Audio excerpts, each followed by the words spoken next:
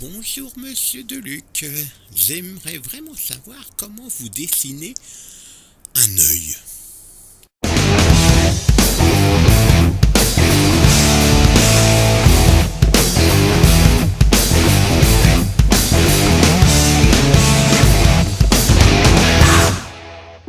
Alors l'œil, c'est vraiment l'expression principale du visage.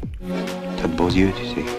Quand on veut dessiner un personnage, il va falloir d'abord se demander comment on place son œil et donc quelle expression on veut lui donner. Il ne faut pas oublier tout d'abord que l'œil c'est un globe, le globe oculaire, et que même si on ne voit pas tout, le dessinateur doit savoir que derrière il y a cette sphère-là qu'il va falloir placer. Il faut se poser la question de savoir où se placent les yeux dans le visage. Alors, ceux qui ont vu ma vidéo sur le visage, on sait que les yeux viennent se placer sur le premier tiers du visage. Est-ce qu'on fait des petits yeux ou des grands yeux ? Tout ça dépend de l'expression qu'on veut donner.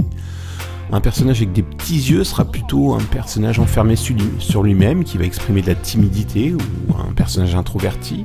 Au contraire, des grands yeux, c'est un regard qui explose pour la surprise, pour l'énervement, l'excitation.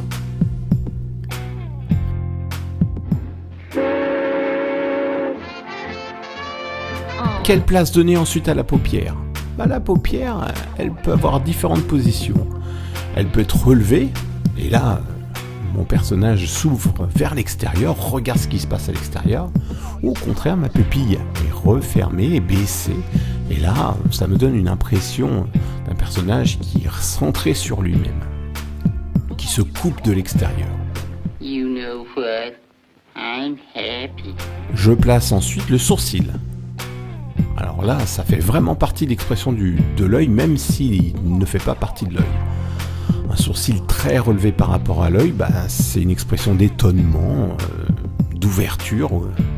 Au contraire, un sourcil rabaissé sur l'œil, pour exprimer la colère, le doute, c'est très important. Quelle place donner à ma pupille ? La pupille, elle peut être très grosse par rapport au regard ou au contraire très petite par rapport au regard. Là aussi, on a des expressions différentes. Et puis mes deux pupilles peuvent regarder bien toutes les deux dans la même direction ou au contraire, on peut avoir un strabisme convergent, un personnage qui louche et là on a un effet comique et qui est souvent utilisé dans le dessin de presse. D'autres dessinent aussi des strabismes divergents. Coco dans Charlie Hebdo utilise beaucoup ce phénomène dans les yeux. Là aussi, pour dessiner un personnage un peu stupide, un peu bébête, c'est pas une mauvaise solution. En tout cas, pour dessiner, il faut garder bon pied.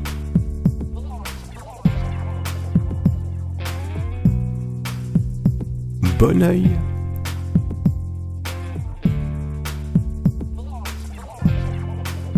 Allez, ciao!